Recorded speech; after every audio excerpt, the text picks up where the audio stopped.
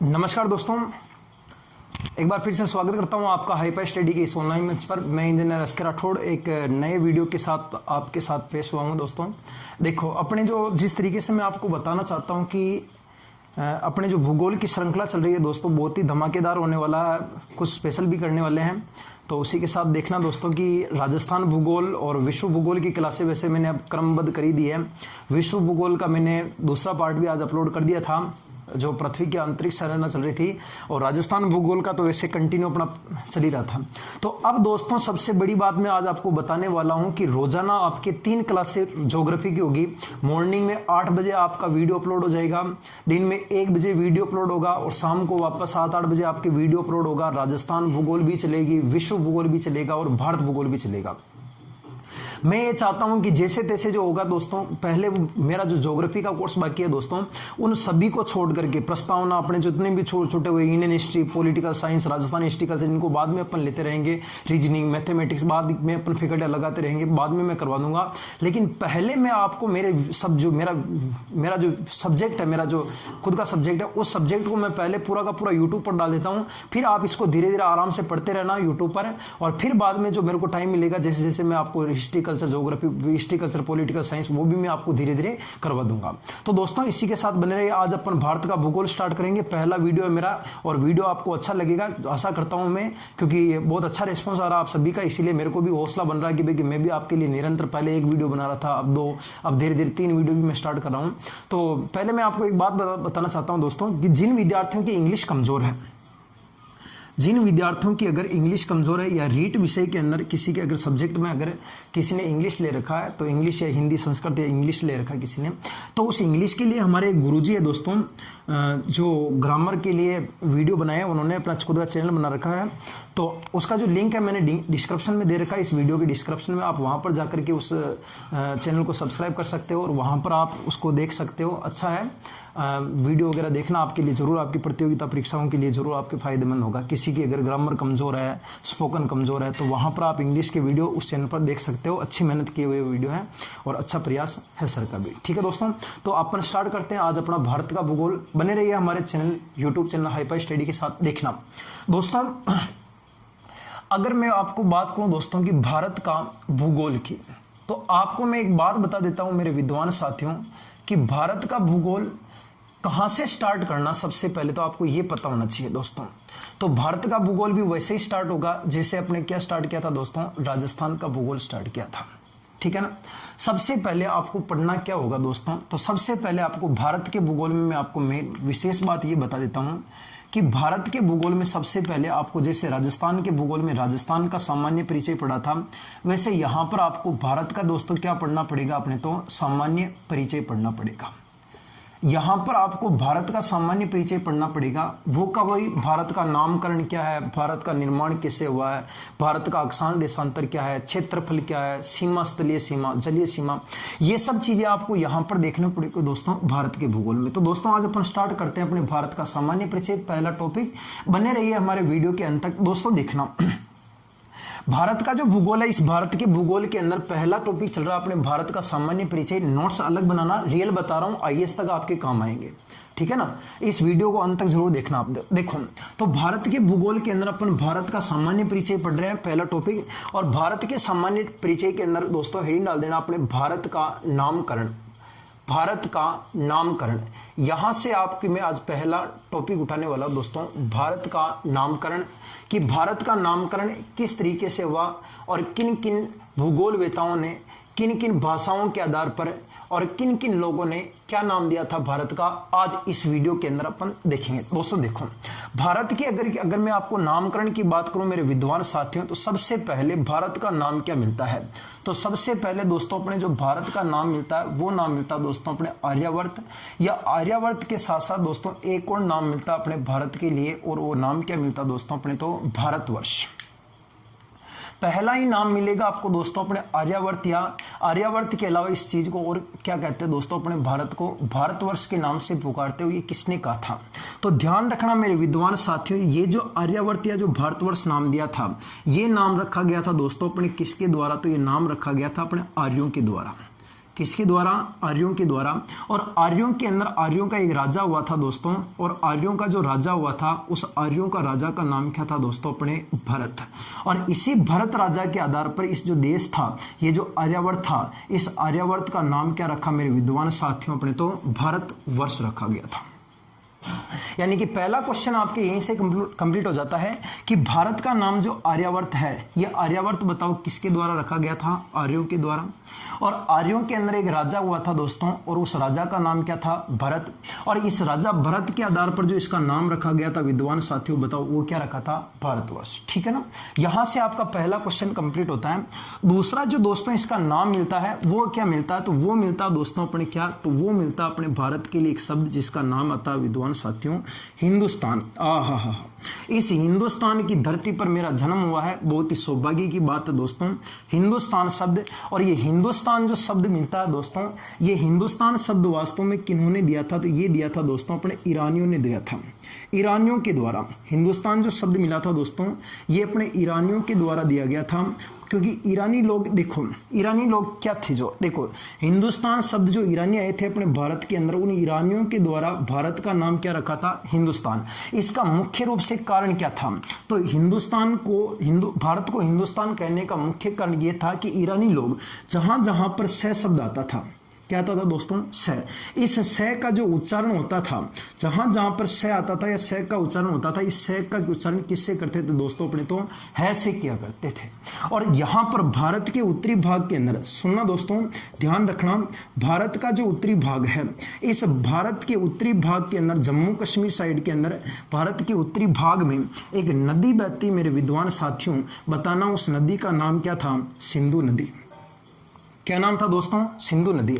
और इस सिंधु नदी का, अब मैंने आपको बताया था कि हिंदुस्तानी यानी कि ईरानी लोग जो थे, वो ईरानी लोगों के द्वारा अपने नाम क्या रखा था? हिंदुस्तान। क्योंकि ये जहां पर स आता था, क्या आता था? स वर्ड जहां पर आता था, उस स का जो उच्चारण होता था बताओ वो किससे करते थे? है से। और है से करने के कारण जहां पर स आता था वहां पर है, जैसे कि मेरा स से नाम स्टार्ट होता तो वहां पर स की जगह है बोला करते थे। तो यहां पर जो स आता था उसकी जगह पर है बोलते थे। तो यहां पर जो भारत का उत्तरी भाग था दोस्तों, भारत का उत्तरी भाग माने कौन सा दोस्तों? ये जो अपना जम्मू कश्मीर वाला जो भाग था ना दोस्तों, यहां पर ये वाला भाग, ये जो जम्मू कश्मीर जो वर्तमान में लद्दाख जम्मू कश्मीर में टूट गया, यहां इस वाले भाग में तिब्बत से एक नदी निकलती दोस्तों, यहां पर बहा करती थी, इस तरफ पाकिस्तान में चली जाती थी यहां पर। और ये जो नदी थी दोस्तों, इस नदी का नाम बताओ क्या था? सिंधु नदी। और सिंधु नदी को धीरे धीरे स की जगह पर है प्रयोग करते थे, और सिंधु नदी को वहां पर उस समय क्या नाम देने लगे दोस्तों? हिंदू नदी बोलने लगे थे। अब हिंदू नदी वाले क्षेत्र में जितने भी लोग रहते थे वो, या जितना भी क्षेत्र था वो, धीरे धीरे दोस्तों अपने हिंदुस्तान नाम हो गया, जिस कारण से दोस्तों यहां पर इस सिंधु नदी के कारण इस जगह का नाम क्या हो गया दोस्तों? हिंदुस्तान हो गया। ठीक है ना, तो हिंदुस्तान इसके कारण रखा गया। सबसे पहले भारत का नाम दोस्तों क्या रखा था? आर्यावर्त। आर्यावर्त या किसे क्या कहते हैं? भारतवर्ष।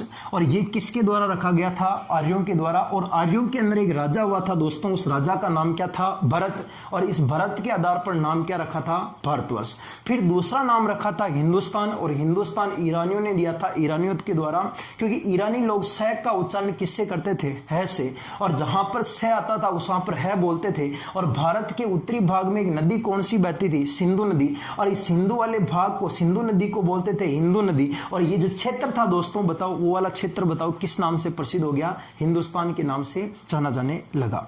जबकि दोस्तों कुछ शब्द तो ये बताते हैं, कुछ इतिहासकार ये बताते हैं कि इस कारण से इसका नाम हिंदुस्तान रखा, जबकि कुछ चीजें यहां पर, कुछ उल्लेख दोस्तों ये से भी मिलता है कि यह आपका भारतीय भूभाग है। यहां पर छोटे से आराम से समझना, इस भारत के यहां पर दक्षिणी भाग में एक महासागर लगता मेरे विद्वान साथियों, बताना उस महासागर का नाम क्या होगा?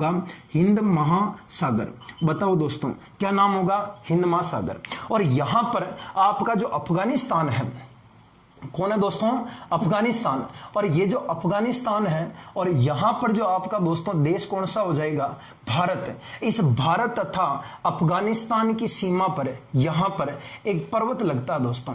क्या लगता है मेरे विद्वान साथियों? महान रूप से एक पर्वत लगता है। और ये जो पर्वत है, इस पर्वत का नाम बताओ दोस्तों, कौन सा पर्वत है? अपने तो हिंदुकुश नाम का पर्वत है। कौन सा पर्वत है दोस्तों?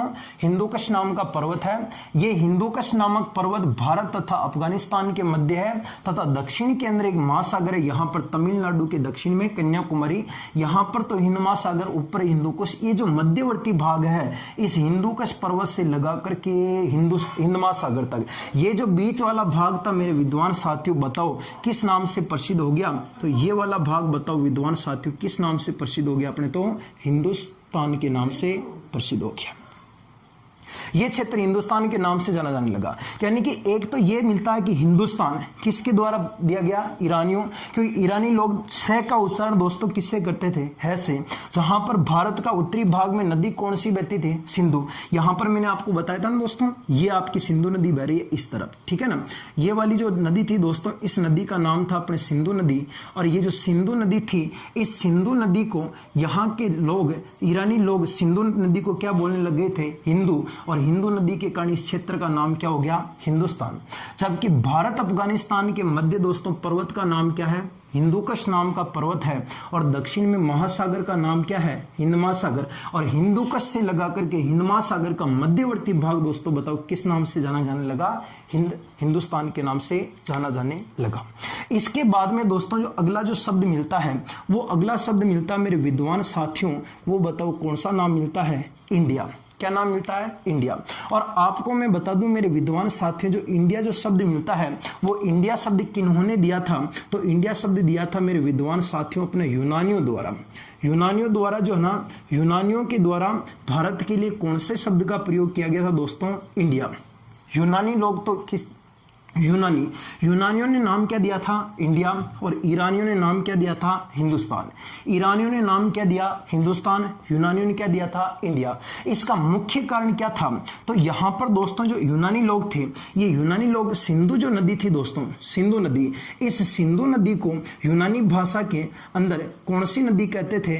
इंडस नदी कहते थे। और इंडस नदी कहते कहते वो वाला क्षेत्र जहां पर सिंधु नदी बहती थी, बताओ दोस्तों किस नाम से जाना जाने लगा? तो वह क्षेत्र दोस्तों इंडिया के नाम से जाना जाने लगा। यानी कि दो नाम जो रखे गए दोस्तों, तो दो नाम तो अपने इस नदी के आधार पर रखे गए, सिंधु नदी, सिंधु नदी। क्योंकि पहला नाम जो भारत के लिए मिलेगा दोस्तों, वो बताओ क्या नाम मिलेगा? आर्यावर्त। आर्यावर्त को और क्या कहते हैं? भारतवर्ष। और आर्यावर्त या भारतवर्ष, देखो आर्यावर्त तो नाम किसके द्वारा दिया गया? आर्यों के द्वारा। आर्यों में एक राजा कौन हुआ था? भरत। और इस भरत के आधार पर नाम क्या रखा? भारतवर्ष।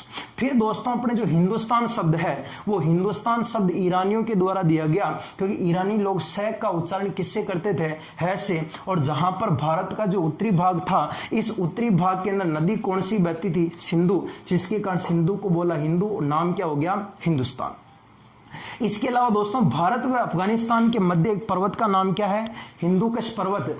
और इस हिंदुकुश नाम के पर्वत, और यहां पर दक्षिण में है दोस्तों महासागर, जिसका नाम क्या है? हिंद महासागर। यहां पर दोनों का मध्यवर्ती भाग कौन सा कहलाए दोस्तों? हिंदुस्तान। फिर एक शब्द मिलता दोस्तों अपने कौन सा? इंडिया। इंडिया नाम किसने दिया है? यूनानियों ने। क्योंकि यूनानी लोग सिंधु नदी को क्या बोलते थे? इंडस। और जिसके कारण इस नाम क्या रखा गया दोस्तों? इंडिया रखा गया। एक बार स्क्रीनशॉट ले लो इसका, फिर अपन आगे चलते हैं। ठीक है दोस्तों, अब देखना, तीन नाम क्लियर हो गए। अपन भारत के नामकरण पढ़ रहे हैं पहले, ठीक है ना। नाम कौन कौन से रखे गए, क्यों रखे गए ना, उसका सब मैं कारण यहां पर एक्सप्लेन कर रहा हूं मेरे साथियों। सिर्फ वीडियो के अंत तक जरूर बने रहना आप लोग। अब देखना अपना अगला जो नाम मिलेगा मेरे विद्वान साथियों, वो क्या मिलेगा? जो इधर देखना साफ साफ, अगला जो नाम मिलेगा दोस्तों भारतीय संविधान। देखो अपना एक तो नाम मिलता दोस्तों, अगला कौन सा? भारत। भारत के अलावा देखना सुनना कि अगर आपको कोई पूछे कि जो भारतीय संविधान है, कौन सा दोस्तों? जो भारतीय संविधान, इस भारतीय संविधान का जो अनुच्छेद 1 है, अनुच्छेद 1 है भारतीय संविधान का जो आर्टिकल फर्स्ट है, इस आर्टिकल फर्स्ट के अंदर भारत के लिए सिर्फ 2 ही नामों का प्रयोग किया गया है। एक तो बताओ नाम क्या होगा, भारत, और दूसरे नंबर का दोस्तों नाम क्या होगा, इंडिया। यानी कि भारतीय संविधान न तो आपके हिंदुस्तान शब्द को मानता है, न ही आपके किसी भी जम्बू द्वीप, किसी आर्यावर्त या भारतवर्ष को मानता है, सॉरी आपके किसी दूसरे शब्द को मानता है। भारतीय संविधान का जो भाग 1 है, उस भाग 1 में जो अनुच्छेद 1 से 4 है, उस अनुच्छेद 1 में जहां पर लिखा गया है कि भारत राज्यों का संघ होगा, अनुच्छेद 1 के अंदर सिर्फ 2 नामों का उल्लेख मिलता है, एक तो है भारत और दूसरा बताओ दोस्तों कौन सा है, इंडिया। यानी कि भारतीय संविधान सिर्फ 2 ही नामों को महत्व दे रखा है, एक तो भारत और दूसरा कौन सा है, इंडिया। अगला जो नाम मिलता है मेरे विद्वान साथियों, वो दोस्तों कौन सा मिलता है, तो वो मिलता है दोस्तों अपने अल हिंद नाम मिलता है। बताओ दोस्तों कौन सा मिलता है, अल हिंद। और ये अल हिंद किसके द्वारा दिया गया था, तो अल हिंद दिया गया था दोस्तों अल बरूनी के द्वारा दिया गया। कौन सा, किसके द्वारा दिया गया, अल बरूनी के द्वारा।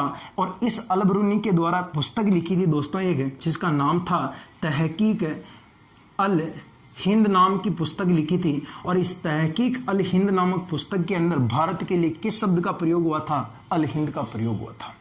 यानी कि भारतीय संविधान का दोस्तों अनुच्छेद कौन सा है, 1, जहां पर 2 ही नाम मिलते हैं, एक तो कौन सा मिलता है, भारत, और दूसरा कौन सा मिलता है, इंडिया। और दूसरा शब्द मिलता है दोस्तों कौन सा, अल हिंद। और अल हिंद किसके द्वारा दिया गया, अल बरूनी के द्वारा। और इस अल बरूनी की एक पुस्तक का नाम था दोस्तों तहकीक अल हिंद। कौन सी थी, तहकीक अल हिंद नामक एक पुस्तक थी। उस पुस्तक के अंदर दोस्तों भारत के लिए कौन से शब्द का प्रयोग हुआ था, अल हिंद शब्द का प्रयोग हुआ था। अगला जो नाम मिलता है मेरे विद्वान साथियों, वो नाम मिलता है एक भारत के लिए, बताओ कौन सा नाम मिलता है, जम्बू द्वीप नाम मिलता है। कौन सा मिलता है, जम्बू द्वीप। और जम्बू द्वीप की अगर मैं बात करूं मेरे विद्वान साथियों, तो जम्बू द्वीप जो मिलता है ये कहां पर मिलता है, तो जम्बू द्वीप वास्तव में देखा जाए तो बौद्ध ग्रंथों के अंदर मिलता है। बताओ दोस्तों जम्बू द्वीप कहां पर मिलता है, बौद्ध ग्रंथों में। और बौद्ध ग्रंथों में जम्बू द्वीप क्यों कहते हैं, तो आपको अगर कोई पूछे दोस्तों कि जम्बू का मतलब क्या होता है, तो जम्बू का मतलब होता है विद्वान साथियों कि यहाँ पर प्राचीन समय में जामुन के जो पेड़ थे वो जामुन के पेड़ ज्यादा थे। जम्बू का मतलब जामुन के पेड़ों से है, क्योंकि यहाँ पर जामुन के पेड़ ज्यादा थे, जिसके कारण इस जगह को दोस्तों जम्बू द्वीप के नाम से पुकारा जाता है। यानी जम्बू द्वीप बौद्ध ग्रंथों में कहते हैं, जम्बू का मतलब होता जामुन के पेड़। क्या होता है दोस्तों, जामुन के पेड़। यानी बौद्ध ग्रंथों में किस नाम से पुकारा, जम्बू द्वीप। जम्बू का मतलब क्या होता है, जामुन के पेड़। ध्यान रखना दोस्तों, इन्हीं ग्रंथों में, इन्हीं बौद्ध ग्रंथों में अगर आपको कोई पूछे कि ये बौद्ध जो ग्रंथ थे, इन बौद्ध ग्रंथों में भारत का एक पड़ोसी देश है दक्षिणी तट के ऊपर, जिसका नाम था श्रीलंका। इस श्रीलंका को नाम क्या दिया था, तो बौद्ध ग्रंथों में श्रीलंका को नाम, ध्यान रखना दोस्तों, सिंहल द्वीप के नाम से पुकारा था। बताओ दोस्तों क्या नाम दिया था, सिंहल द्वीप। अब आप कहोगे गुरुजी सिंहल द्वीप की राजकुमारी पद्मिनी थी, बिल्कुल सही है। वो जो पद्मिनी थी ना रतन सिंह की घराड़ी, ठीक है, अलाउद्दीन खिलजी जो अपने प्रेम हुआ था उसका, तो वो सिंहल द्वीप की राजकुमारी थी। सिंहल द्वीप श्रीलंका को कहते हैं, किसमें कहते थे, बौद्ध ग्रंथों में। जबकि जम्बू द्वीप बौद्ध ग्रंथों में किसे कहते थे, भारत को। और यहाँ जम्बू से शाब्दिक अर्थ क्या होता है, तात्पर्य क्या होता है, जामुन के पेड़। और बौद्ध ग्रंथों में श्रीलंका को क्या कहा था दोस्तों, सिंहल द्वीप के नाम से पुकारा था। ठीक है ना। अब देखना सुनना, अगला जो नाम मिलता दोस्तों वो मिलता है अपने भारत के लिए। वो क्या नाम मिलता है, तो भारत के लिए दोस्तों मिलता है अपने पतंगाकार की। जो भारत की आकृति है, वो भारत की आकृति दोस्तों कौन सी है, पतंगाकार। तो ध्यान रखना मेरे विद्वान साथियों, भारत को जो पतंगाकार कहा था, वो भारत को पतंगाकार कहने वाले व्यक्ति का नाम क्या था, स्ट्रेबो।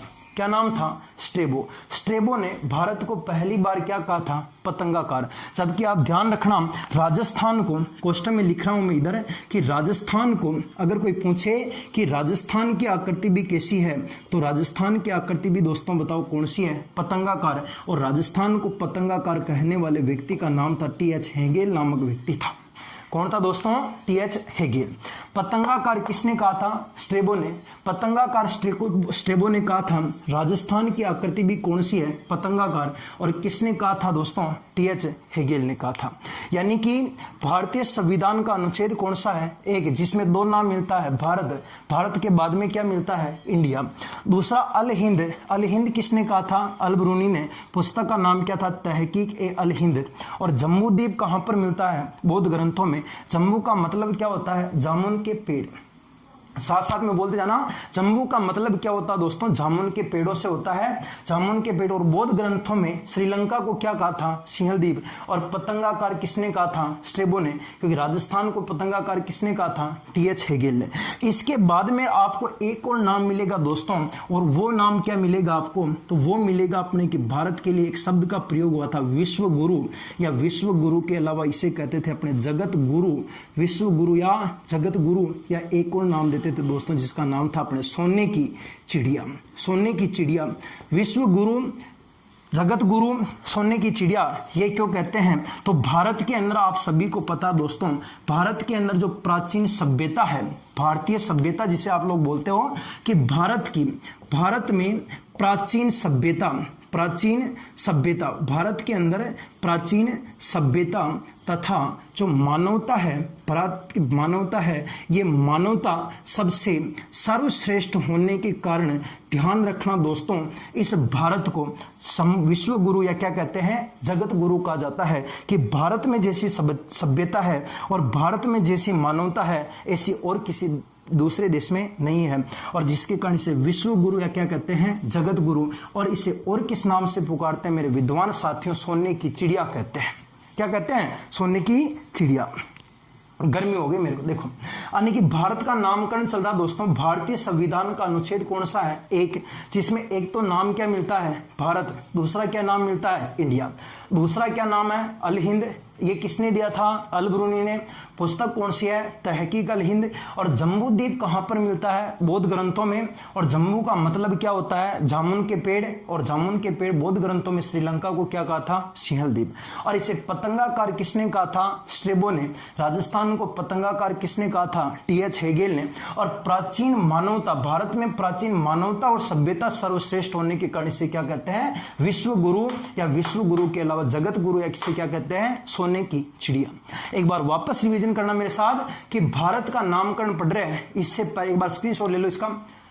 भारतीय संविधान का अनुच्छेद कौन सा है? एक, जहां पर दो नाम मिलते हैं, भारत और इंडिया। एक तो दोस्तों नाम क्या मिलता है? भारत। दूसरा क्या नाम मिलता है? इंडिया। फिर दूसरा शब्द क्या मिलता है? अल हिंद। अल हिंद किसने कहा था? अल ब्रूनी ने। और ये पुस्तक का नाम क्या था? तहकीक अल हिंद। और जो जम्बू द्वीप है, ये कहां पर मिलता है? बौद्ध ग्रंथों में। और जम्बू का शाब्दिक मतलब क्या होता है? जामुन का पेड़। और बौद्ध ग्रंथों में दोस्तों जो श्रीलंका, इसे क्या कहा था? सिंहल द्वीप। और भारत की आकृति कौन सी है? पतंगाकार। और ये किसने कहा था? स्ट्रेबो ने। राजस्थान की आकृति पतंगाकार किसने कहा था? टीएच हेगेल ने। विश्व गुरु, जगत गुरु, सोने की चिड़िया, ये भारत में प्राचीन सभ्यता तथा मानवता सर्वश्रेष्ठ होने के कारण इसे विश्व गुरु, जगत गुरु या सोने की चिड़िया की उपमा दी गई दोस्तों। ठीक है ना? तो पहला जो अपना भारत भूगोल का जो मेरा पहला वीडियो बनाया दोस्तों, ये वीडियो आपको कैसा लगा कमेंट करके बताना। इतनी मेहनत लगी, देखो आपके सामने पसीना पोंछ के बता रहा हूं मैं। ठीक है ना? पसीने से तरबतर हो गया मैं पूरा। तो दोस्तों वीडियो को लाइक कमेंट शेयर जरूर करना, और इसी के साथ बने रहिए हमारे चैनल हाईपाई स्टडी के साथ। और मैं रोजाना आपके लिए इसी तरीके से 3 वीडियो रोजाना बनाऊंगा। विश्व भूगोल, भारत भूगोल, राजस्थान भूगोल, पूरी की पूरी भूगोल आपको मैं यूट्यूब पर डाल दूंगा। कुछ नहीं चाहिए मेरे को, सिर्फ आप लोग साथ में जुड़े रहिए, यही खूब है दोस्तों। ठीक है, मिलते हैं अपने अगले वीडियो में दोस्तों। नमस्कार।